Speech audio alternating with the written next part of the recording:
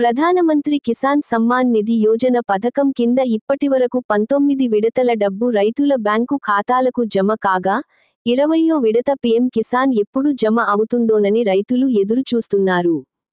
June 2025 చివరి నాటికి PM Kisan 20వ విడతకు సంబంధించిన మొత్తం జమ అవుతుందని ఇప్పటికే ఊహించినప్పటికీ, డబ్బు ఇంకా జమ కాకపోవడంతో దానికి సంబంధించి కొత్త సమాచారం విడుదలైంది.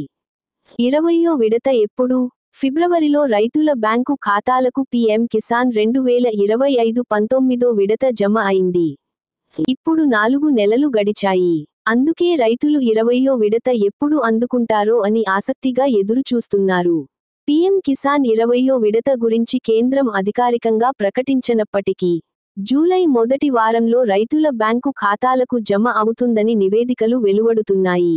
అయితే ఈ విడత పొందాలంటే రైతులు ఈకేవైసీ చేయడం ముఖ్యం.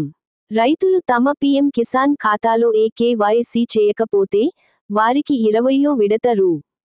2000 రావని గుర్తుంచుకోండి.